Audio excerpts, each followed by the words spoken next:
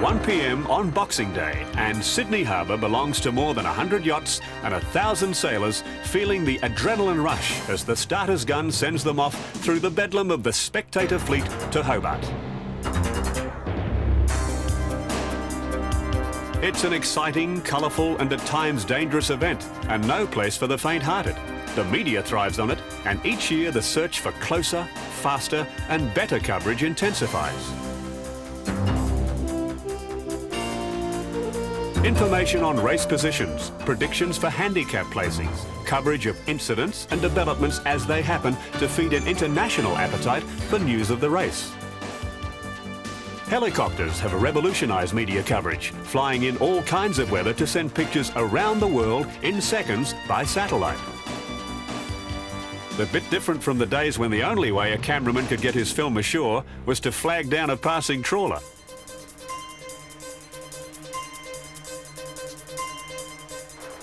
Live reports from the heaving deck of a yacht have become the expected norm rather than the exception. In a little while, if the breeze abates, if not, we're still maintaining speed with this rig. But nothing quite captures what's happening on the sea unless you're there. High-tech racing machines built of materials born of space exploration, driven by crews bent on a place on handicap at the finishing line 640 nautical miles south from Sydney.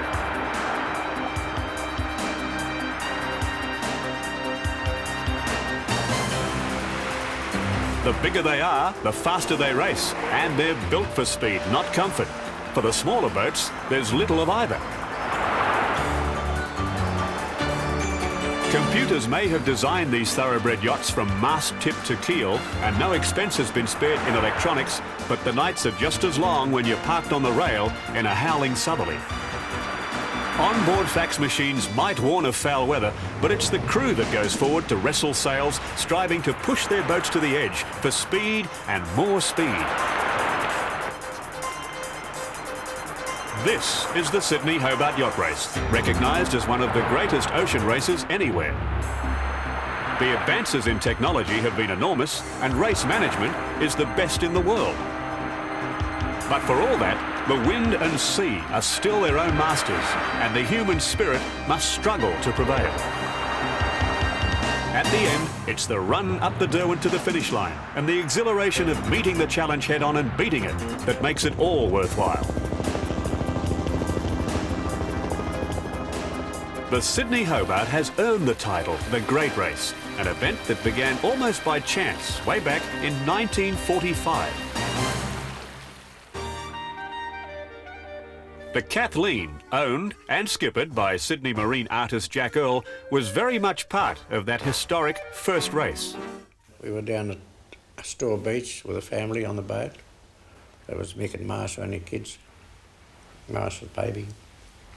And we were planning to go for a cruise to Hobart. We'd only been as far as Eden and up as far as Port Stephens. And the war was over and everybody was very raw. There was no sailing done in those days. No one knew anything about ocean racing or anything like that. I went over and saw Bert Walker, rode across to see Bert Walker with a chart of Tassie and asked him a few details about the Storm Bay and so on. And he said he got quite excited about the idea of cruising down and said, you know, would I mind if he joined me to cruise down there too, because it'd been a great ambition for him too in the back of his mind for a long time. So I said, okay, we'll make a company cruiser, but that's fine. And then he told Peter Luke, and Peter Luke came and said the same thing. Could he join it and we make a threesome of it? Well, no, fine, didn't make any difference to me. And so in the meantime, while we just kept on preparing the boat to cruise down there and waiting for my holidays to come up, Peter, in the meantime, seen John Illingworth, Captain John Illingworth in those days, and he was the foremost authority on ocean racing in England, and he happened to be over here, and Peter happened to meet him, told him about our proposed cruise down to Hobart, and he said, oh, three, you're going down there. He said, why don't you make a race of it? And that's the birth of the bloody Sydney Hobart Race. Boxing Day, 1945, 11 o'clock. In a light nor'easter, the first fleet, which had grown to 9 wooden cruising boats, set off for the finishing line set by the Royal Yacht Club of Tasmania in the Derwent River near Hobart. The race was front page news. On board Kathleen, young Jack Earl was in great spirits. But precise navigation, crew member Bob Ball takes up the story. Well, we had a couple of crew members that were flat earthers, and I think they believed that if we missed Tasmania, we'd fall over the edge. I'm quite sure old Seppi Stevens believed that. And Ted Bloor was a bit the same, you know. We used to use this method of navigation that's known as dog barking. At night you came in towards the coast until you could hear the dogs bark and then put back out to sea again. On board Peter Luke's Wayfarer, things were very well organised.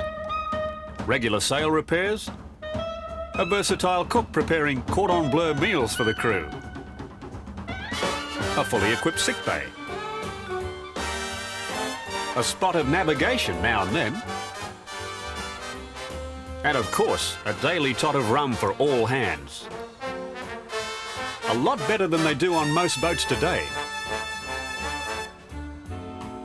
Once out of sight of land, there was no communication between the yachts and shore. In 1945, two-way radios for yachts were still years away. The job of keeping an eye on the fleet was left to the RAAF, and they had a few problems. The weather had swung to the south and gale-force winds spread the battered fleet. We ran a 60-mile-an-hour gale, and all the navigator could think of who knew nothing about sailing were talking about lowering away, so he took a knife to the main halyard, and down it fell. On the fifth day, John Illingworth's Rani was sighted becalmed off Tasman Island, just 40 miles from the finish line. More front page news for the national press. At 1:22 a.m. on January 2nd, 1946, Rani crossed the finish line off Battery Point. Captain John Illingworth made history, and the legend of the Sydney Hobart Race was born. How prophetic was Peter Luke's statement to the press when Wayfarer crossed the line nearly 5 days after Rani? The first direct position report to shore was made in 1947 by a young newspaper reporter named Frank McNulty aboard the yawl Moonbee. It took some ingenuity. Somebody got the bright idea of trying to get a message from the boat, the yacht, back to the newspaper, because at those times there weren't two-way radio on small craft. So on the race day, race start day, the man comes down with a cage of pigeons, 3 of them, and puts them aboard. We did the best we could to prop the cage up so it wouldn't tumble over when we got out the heads. And we'd worked out a very elemental code that could be put on a cigarette paper, terribly tiny. The race started, and the following morning, probably almost noon, began the task of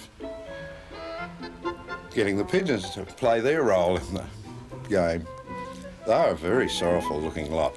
Anyway, we got the first one out, and one crew member held him upside down so I could get towards the legs, and he's sort of rolling, the crew member's rolling with the yacht, and I'm rolling but not quite in sync with him.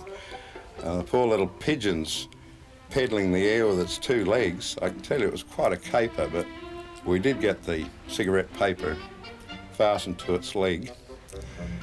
And then the pigeon up, we take him up on deck, put him down, say, you know, go, now it's your turn, you fly home with that. He wouldn't move.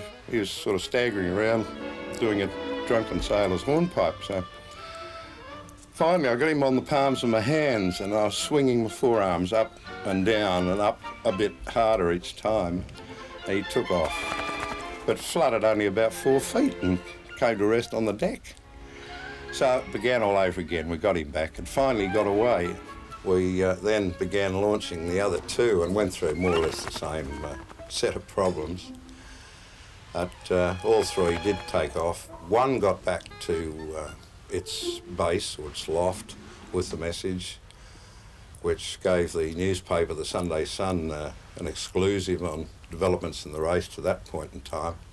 It'd be nice to think that the pigeon episode helped to the advent of two-way radio on small boats, and of course what we have today, the computer whiz equipment that keeps the race followers ashore in touch with progress of the race, very detailed progress of the race.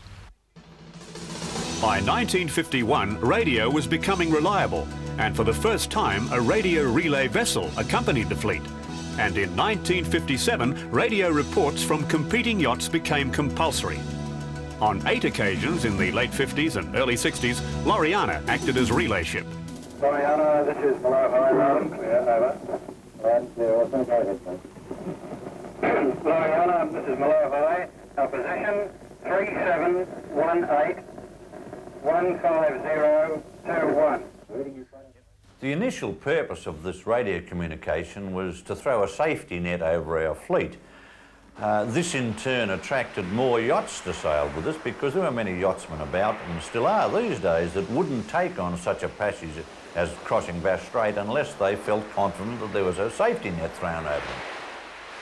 We didn't realise in those days that we were setting a pattern for safety skeds through yacht racing, but later, when the tragedy of the Fastnet race occurred and they had 25 yachts abandoned, I think 5 of them sank, and there was something like 15 lives lost. Now, that was such a tragedy that the world realised that radio skeds were necessary, and yet these were not used in the Fastnet race. So what we'd been doing back in Australia for the past 20 years suddenly seemed so obviously necessary in all ocean racing. The club itself was prompted to not only make its skeds mandatory in the future, but they penalised yachts in their placings at the end of the race if they didn't come up on radio, because we then realised what an important part radio skeds were in the safety of our fleets. We have an initial gale warning, 30 Greenwich Mean Time. Westerly winds strengthening. Position 421, we have a man overboard and are stopping to recover. Maya Casaro, call me back as soon as you have information. Robbery to Maya, we have him on board and we'll take him to Hobart. With all this information coming available to us, we then realised that by using hand calculators back in the early 60s, we could translate these position reports into calculated race positions on handicap. This was taking 2 or 3 minutes per yacht, and with a fleet of 100 or so, perhaps 3 or 4 hours to cover the fleet. So it's not surprising with the development of technology that when mainframe computers came available to us, we were able to tap in by line sharing into a city computer to shorten this calculation time down and thus give the media position reports that are also translated into calculated handicap reports. So the safety sked became also of media interest. Handicapping yachts is an extremely complicated business. The object is to even out the potential speed differential between different sized boats sailing in the same conditions, and to make sailing skill as important as size. This year, for handicapping purposes, the fleet will be divided into 3 classes, and within them, a number of divisions. And on top of all that, boats can race in either of 2 different handicapping systems, or take their chances in both. So, a boat can have 3 positions: its progressive placing on a boat-for-boat basis, and its position under either handicapping system, or both. This means sorting all that out and producing a host of other pieces of information 3 times a day for well over 100 boats. Meeting the media's thirst for immediate information has to be a job for a computer. In 1989, the Sydney Hobart's international stature grew with the commitment of a new sponsor, Nortel, one of the world's foremost telecommunications companies. In 1990, another multinational, the Digital Equipment Corporation, adds its support to the management of the Great Race. No stranger to high-tech sailing, Digital installed a computer network to monitor performance aboard Kookaburra 2 to hone what was nearly a winning edge in the 1987 defence of the America's Cup. The result of that challenge is now history. Dennis Connor's Stars and Stripes took the cup. He too was using a digital computer. Digital's communication system for the 1990 Nortel Sydney Hobart works like this. As the yachts make the long haul to Hobart, the radio vessel Maya will take up station towards the rear of the fleet. 3 times a day, each yacht must radio its latitude and longitude to Maya. These positions are relayed to the Cruising Yacht Club's race control at Rushcutters Bay in Sydney. As the yachts report their position to the radio relay vessel Maya, the race headquarters here at the Cruising Yacht Club can pick up those positions on the radio here. As those positions come in, they're entered straight away into the digital workstation, and they're also recorded on a SCED worksheet. Now, the radio relay vessel then confirms the positions of the yacht back to the fleet, which gives the operator here an opportunity to check the positions taken. Once the positions go into the digital workstation, they're transmitted by a dedicated telephone link up to Digital's computer management group in Chatswood. As you can see, this is a commercial computing environment that provides a secure environment that has full support and automatic backup 24 hours a day, 7 days a week. And it's in here that those calculations that used to take 5 minutes per boat and a total of 4 hours for the entire fleet now happens in a matter of seconds. Not only that, but simultaneously those results are transmitted by dedicated telephone link down to the Nortel Media Centre on Constitution Dock in Hobart, to the Royal Yacht Club of Tasmania, to the Media Centre at the Cruising Yacht Club in Rushcutters Bay, and also to race headquarters. So the stage is set for the 46th start in Australia's Ocean Racing Classic, and leading up to it, the inaugural Nortel Asia Pacific Championship, a 4-race series culminating in the Dash to Hobart. At 1 p.m. on Boxing Day, the starter's cannon on Shark Island, sighted on land for the first time, will send off the fleet of more than 100 yachts from all states in the Commonwealth, New Zealand, Asia, Europe, even Russia. Hot favourite for line honours is the British super high-tech maxi Rothmans. She was 4th overall in the 1989 Whitbread Round the World race and has an impressive list of international victories. But our 2 local maxis, Condor, first across the line in 1986, and Ragamuffin, winner in 1988, will challenge her every inch of the way. The punters will follow them closely as they always have, but this time officially, as the TAB is now running a trifecta for the first 3 boats over the finish line in Hobart.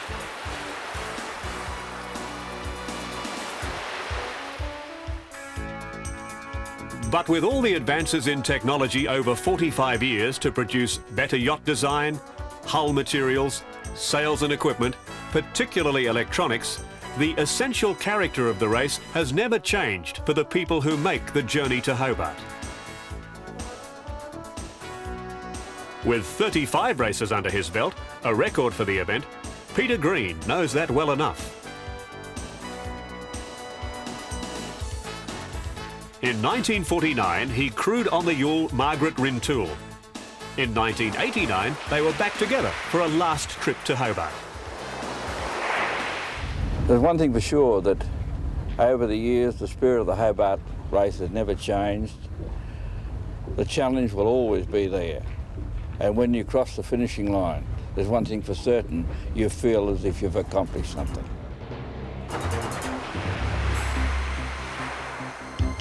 The 1990s begin a new era for the big race.